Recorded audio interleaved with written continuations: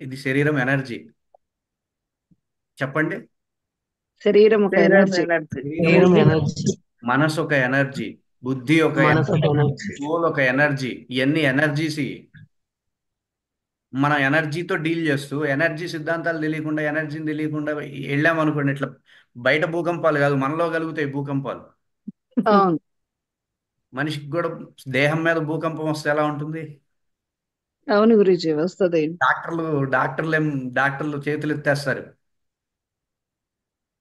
వైద్య శాస్త్రాలన్నీ మూసేస్తారు ఇంకా. ఎందుకు పనిచేయవు అవి? అర్థం, ఇవి ఎనర్జీస్.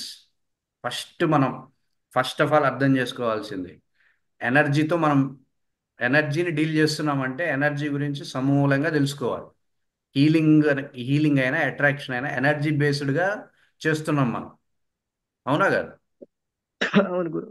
ఆట కాదు కదా, గేమ్ కాదు కదా ఇది. ఎవరి ఇష్టం వచ్చినట్టు వాళ్ళు మాట్లాడేసుకొని, ఎవరి ఇష్టం వచ్చినట్లు వాళ్ళు అనేసుకొని, ఎవరి ఇష్టం వచ్చినట్టు వాళ్ళు నియమాలు పెట్టేసి ఇట్ట చేయండి అట్ట చేయండి అనడానికి ఇది గేమ్ కాదు ఇది. ఉమ్. ఇది యూనివర్సల్ ఎనర్జీ రూల్. స్వరూపాన్ని అవగతం చేసుకోవాలి. ముందు శక్తి యొక్క స్వరూపాన్ని అర్థం చేసుకో. శక్తి యొక్క స్వరూపం ఎలా ఉంటుంది? శక్తి స్వరూపాన్ని నువ్వు అని శాస్త్రం చెప్తుంది, వేదం చెప్తుంది. నేను మనం అందరం శక్తి స్వరూపాలం, శక్తి చైతన్య స్వరూపానివి నువ్వు అని వేద వాంగ్మయం మనల్ని సంబోధిస్తూ ఉంటుంది. అలాంటప్పుడు శక్తి గురించి తెలియాలి కదా. శక్తి యొక్క విధులు రెండు: ఒకటి హీలింగ్ చేయడం, రెండు అట్రాక్షన్ చేయడం. నేను ఇంకా హీల్ చేసుకోలేకపోతున్నా, నేను ఇంకా అట్రాక్ట్ చేయలేకపోతున్నా అంటే అర్థం ఏంటి? శక్తిని ఉపయోగించటం లేదు. శక్తి అక్కడ యాక్టివేట్ అవ్వట్లేదు. గురుజీ శక్తి విధులు హీలింగ్ అట్రాక్షన్ అన్నారు.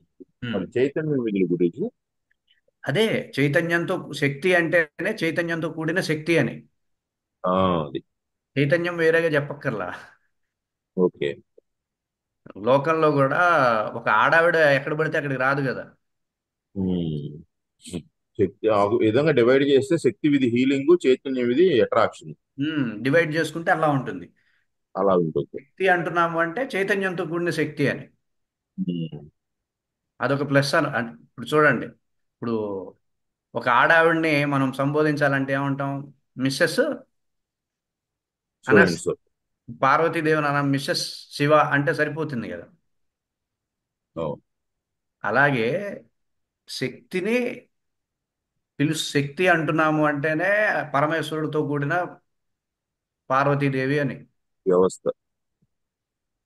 ఆవిడ్ని పిలిచామంటే లేనిపోని తలకాయ నొప్పి. అందుకే అవును. కదా అర్ధ శరీరం. అర్ధ శరీరం. అందుకనే టెంపుల్స్ లో కూడా గురూజీ అంత అమ్మవారి స్వరూపం ఉన్న పక్కన లింగ స్వరూపం పెడతారు. కంపల్సరీ అనమాట. శక్తి అని అంటున్నాము అంటే పరమేశ్వర సహిత శక్తి. ఎప్పుడు కూడా గుర్తుపెట్టుకోవాలి, శక్తి అంటున్నాము అంటే పరమేశ్వర సహిత అని. అర్థమవుతుందా?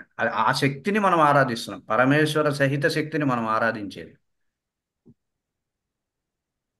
మన సనాతన సంప్రదాయం మొత్తం, సనాతన సంస్కృతి సంప్రదాయం మొత్తం పరమేశ్వర సహిత శక్తిని ఆరాధించేది మనం. శక్తి ఆరాధన, శక్తి ఆరాధన అంటే శక్తి ఒక్కదాన్ని ఆరాధించడం కాదు, అది చాలా తప్పది. దాన్నే వామాచారం అంటారు. పరమేశ్వర సహిత శక్తి, అది శుభం. ఉహు. అర్థమైందా? శక్తి అంటున్నాము అంటే చైతన్యంతో కూడిన శక్తి. ఇంకా చెప్పక్కల్లా. శక్తి అంటుంది చైతన్యంతో కూడిన శక్తి అని. ఇట్లాంటి శక్తికి రెండు విధులు ఉంటాయి: ఒకటి ఆకర్షణ, రెండు హీల్ చేసుకోవడం. ఎప్పుడైతే మనం సరిగ్గా ఇప్పుడు మన శరీరానికి ఒక సమస్య వచ్చింది, అది హీల్ అవ్వట్లా. హీల్ అవ్వాలి. హీల్ అవ్వడం అనేది లక్షణం మనకి. అర్థమవుతుందమ్మా? చెప్పండి, హీల్ అవ్వాలి అది. హీల్ అవ్వాలి అనేది మన లక్షణం, మన అధికారం. ఏ సమస్య అయినా సరే, అది ఎటువంటి సమస్య అయినా సరే, అది ఏ స్థాయి సమస్య అయినా సరే, ఏ స్థాయి రుగ్మత అయినా సరే, అది హీల్ అవ్వాల్సిందే. సహజ లక్షణం. హీల్ అవ్వాలి అది.